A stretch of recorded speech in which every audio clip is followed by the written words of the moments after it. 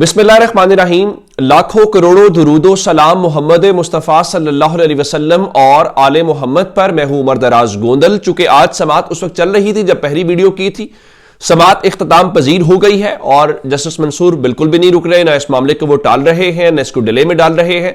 कल दोबारा से अदालत लगेगी और आज जो अदालती मुआविन है मुनीर मलिक साहब, उन्होंने बातचीत की और उनके दलाइल मुकम्मल हो गए। उनका करेक्ट मैंने आपको बता दिया था। उन्होंने कहा चूंकि जुडिशल ऑर्डर कोर्ट कर चुकी है, जुडिशल ऑर्डर को ना चीफ जस्टिस तब्दील कर सकते हैं, जजेस की कमेटी तब्दील कर सकती है और इसको सिर्फ जुडिशल ऑर्डर ही खत्म कर सकता है। Number one. नंबर टू, उन्होंने कोर्ट को यह कहा कि आप फुल कोर्ट का ऑर्डर भी कर सकते हैं। Number one. नंबर टू, अब जो अटॉर्नी जनरल है वो मौकिफ तो हुकूमत का भरपूर रख रहे हैं, लेकिन जो दूसरे अदालती मुआविन है जनाब हामिद खान साहब, उन्होंने भी आज अदालत के रूबरू अपनी जो भी गुजारिशात हैं वो रखी हैं। और उसके साथ आप जानते हैं कि कल अदालत ने जो एडिशनल अटॉर्नी जनरल जिनको सस्पेंड किया गया है या ओएसटी बनाया गया है, उनका बयान भी आना है। तो इस हवाले से मुनीर मलिक साहब ने आज अदालत को कहा था कि असल सवाल अदलिया की आजादी का है, तमाम मुकदमात को पहले नॉर्मल कमेटी में आना चाहिए। आईनी बेंच सुप्रीम कोर्ट नहीं है बल्कि सुप्रीम कोर्ट का एक हिस्सा है। तो फिर जस्टिस अकील अब्बासी ने सवाल पेश किया जब उन्होंने फुल कोर्ट की इस्तदा की, तो क्या तौहीन अदालत केस में अदालत कोई ऐसा हुक्म जारी कर सकती है? तो मुनीर मलिक साहब ने कहा कि बिल्कुल कर सकती है। जिसके बाद हामिद खान साहब जो है उन्होंने कहा कि अगर कोई भी इंतजामी फोरम हो, जो कि जजेस कमेटी बुनियादी तौर पर एक इंतजामी फोरम है, तो इंतजामी फोरम जो है वो अदालती अहकामात पर अमल दरामद का पाबंद होता है। तो जस्टिस मंसूर ने उनसे सवाल किया कि आप ये बताइए कि क्या सुप्रीम कोर्ट किसी केस में 9 रुकनी बेंच बनाने की हिदायत कर सकता है?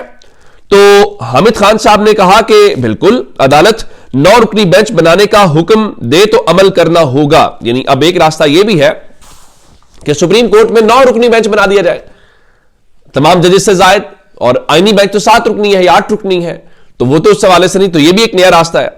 तो हामिद खान साहब ने कहा कि अगर कोई आईनी सवाल आए तो भी रेगुलर बेंच समाअत कर सकता है और सुप्रीम कोर्ट आइन के मुताबिक कायम की गई है। और फिर हामिद खान साहब ने अदालत को कहा कि आइन में लिखा है कि सुप्रीम कोर्ट में चीफ जस्टिस और दीगर जजेस भी होंगे। तो जस्टिस मंसूर अली शाह साहब ने कहा कि क्या जो हमारा शुमार है वो दीगर जजेस में भी होता है? तो फिर जस्टिस मंसूर ने अटॉर्नी जनरल को जरा कहा कि अटॉर्नी जनरल साहब, वैसे पूछ रहा हूं कि हम जजेस का हिस्सा हैं। तो अटॉर्नी जनरल ने मुस्कुराते हुए कहा जी बिल्कुल आप हिस्सा है। तो मंसूर अली शाह साहब ने कहा वैसे पूछ रहा था कि आजकल पता नहीं चलता। इसके ऊपर कोर्ट रिपोर्टर वसीम मलिक ने तो इवन ये लिखा कि जब जजेस ने ये पूछा तो इस दौरान अटॉर्नी जनरल साहब थोड़ा शर्मिंदा हुए, फिर मुस्कुराए और फिर पूछकर कहा जी बिल्कुल आप हिस्सा उसका है। अच्छा, इस हवाले से एक चीज और थी। आज अटॉर्नी जनरल ने हुकूमत को बचाने की कोशिश कैसे की? आपको याद होगा थोड़ा से पहले मीडिया से मुतालिक एक तौहीन अदालत का केस आ गया था, जिसमें उस वक्त कुछ प्रेस कॉन्फ्रेंसेज हुई थी फैसल वावडा की और मुस्तफा कमाल जो है एमकेएम वाले, उनकी। तो उन्होंने गैर मशरूत माफी मांग ली। फिर टीवी चैनल्स जो तमाम है उनको शो कॉज दे दिया गया और ये तौहीन अदालत का केस लगा था जनाब काजी फायज ईसा के दौर के अंदर। अब मजे की बात यह है कि यही अटॉर्नी जनरल तब भी थे, तब इनका मौकिफ क्या था और आज इनका क्या मौकिफ था। आज इन्होंने कहा कि जनाब जो तौहीन अदालत का केस है ना, वो उसका दायरा इख्तियार बड़ा महदूद होता है और अदालती मुआवनीन अदालत तौहीन अदालत के केस में मुकर्रर कर सकती है कि नहीं कर सकती, यह भी देखना पड़ेगा। Number one. अच्छा, अब मरियम नवाज खान जो जियो की कॉरेस्पॉन्डेंट है, उनके मुताबिक यही अटॉर्नी जनरल 2024 में थे और इन्होंने उस वक्त काजी फायज ईसा को तौहीन अदालत की हुदूद याद कराने की जहमत बिल्कुल नहीं की और उस वक्त उन्होंने भरपूर मौका दिया। अब फिर उन्होंने तबसरा भी किया। चंद रोज पहले आपने देखा कि खुशाब के अंदर जनाब अटॉर्नी जनरल साहब जो है वो सड़क के इफ्तिताह कर रहे थे। बहुत सारी चहमगोइयां हैं कि उनको सेनेटर बनाया जा रहा है, बहुत कुछ हो रहा है। तो ये उनकी समझ भी आती है कि उनको इस हवाले से अपनी खिदमात सर अंजाम देनी है। लेकिन आज आईनी बेंच जो उस दिन भी देख रहा था कि जस्टिस मंसूर क्या कर रहे हैं, आज वहां पे जरा थोड़ी सी हलचल थी और 2 केसेस थे। एक तो ओवरसीज पाकिस्तानियों को वोट देने से मुतालिक था, तो जस्टिस अमीनुद्दीन खान की सरबराही में जो इस खित्ते बरसगीर पूरे में सबसे जय्यद एक ही जज है, उनका नाम जस्टिस अमीनुद्दीन खान है। तो शेख रशीद साहब के वकील आज गए, उनका जी केस में ओवरसीज पाकिस्तानियों के वोट का मामला है। तो मंदोखेल साहब ने कहा जी आज वक्त कम है, इस केस को जल्द सुन लेंगे। तो मंदोखेल साहब ने कहा अभी तो इलेक्शन हो नहीं रहे, और फिर फरमाया आइंदा इलेक्शन से पहले इस केस का फैसला कर देंगे। तो अमीनुद्दीन खान ने कहा केस की आइंदा समाअत 2 हफ्तों बाद होगी और इस तरह उन्होंने मुलतवी कर दी। लेकिन एक और बड़ा इंपॉर्टेंट आज केस था और उस केस में जिनकी जागी है जनाब किस्मत, आप हैरान हो जाएंगे कि इस मुल्क के अंदर क्या होता है। इस मुल्क के अंदर लाखों की तादाद में लोग हैं जो बेरोजगार हैं, पढ़े लिखे हैं, उनको नौकरियां नहीं मिलती, कॉम्पिटेंट है। लेकिन जरा खबर सुनिएगा। आज आईनी बेंच के सामने जो जबरी गुमशुदा अफराद का केस लगा हुआ था, तो मंदोखेल साहब ने फरमाया जी जबरी गुमशुदा अफराद के लिए कानून तो पहले से मौजूद है, किसी को लापता करना जुर्म है, किसी ने जुर्म किया तो ट्रायल करें वरना छोड़ दें।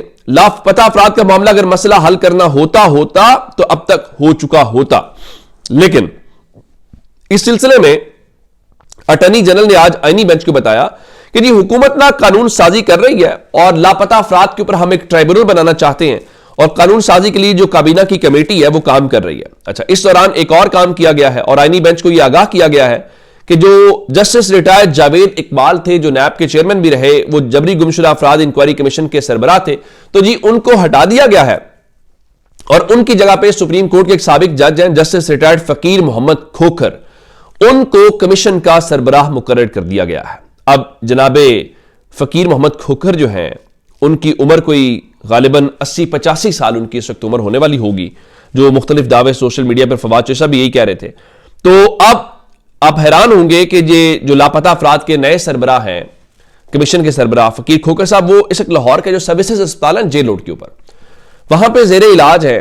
और अंदाजा लगाइए कि कल जो साबिक स्पीकर पंजाब असेंबली है राना मोहम्मद इकबाल साहब, जो खुद भी माशाल्लाह 80 साल के हैं, तो वो कल उनकी इयादत करने के लिए गए हुए थे। जरी किस्मत का अंदाजा लगाएं कि जनाब इस अस्पताल में जेर इलाज है और अस्पताल में जेर इलाज होने के बावजूद लापता अफराद के जो कमीशन है उसका सरबराह बनाया गया। और अब आप जानते हैं कि जब लापता अफराद कमीशन की बात आती है तो कौन इस हवाले से किसकी वो नब्ज के ऊपर हाथ आता है या क्या कुछ होता है जिसकी बुनियाद के ऊपर वहां पे वो शख्स ही चाहिए जो ज्यादा प्रॉब्लमेटिक ना हो। ये मेरा ख्याल है कोई इसमें ज्यादा कबाहत वाली बात नहीं है।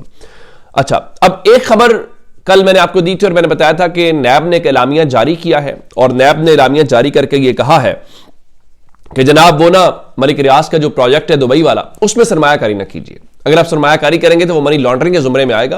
यानी दुबई के प्रोजेक्ट का पाकिस्तान के अंदर नैब बताएगा, जिसके खुद अपने ऊपर सवाल आता है।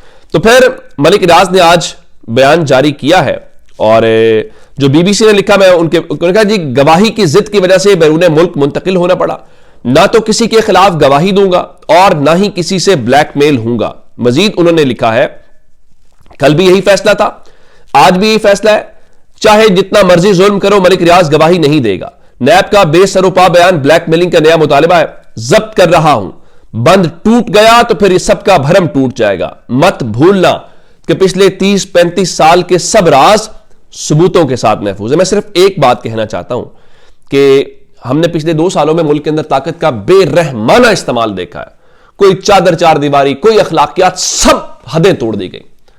लेकिन वो खानदान जो सिक्का बंद खानदान है, जो इशारे की सियासत करते हैं, जो एस्टैब्लिशमेंट की मर्जी से सियासत करते हैं, पिछले 2 सालों में उनको भी तोड़ा नहीं जा सका। और यार आप शेख रशीद को नहीं तोड़ सके, आप चौधरी बरादरान को नहीं तोड़ सके, और नाम लिए जा सकते हैं। यह मुल्क में तब्दीली है। और आज देखिए कि आज वो मलिक रियाज जो जाहिर है एक बड़े असासे भी और एस्टैब्लिशमेंट के करीब भी बड़े उनके, आप जानते हैं सब, वो एक उनका माजी है, तो अगर वो भी कह रहे हैं कि भाई जो करना है कर लो, मैं नहीं करूंगा, तो ये है पाकिस्तान में वो जनरेशनल चेंज जो आ गई है। उसका आप इमरान खान को क्रेडिट देना चाहते हैं, जो भी कहना चाहते हैं, बहरहाल चेंज पाकिस्तान में जरूर आ नहीं रहा बल्कि आ चुका है। अपना बहुत सारा ख्याल रखिएगा। खुदा हाफिज।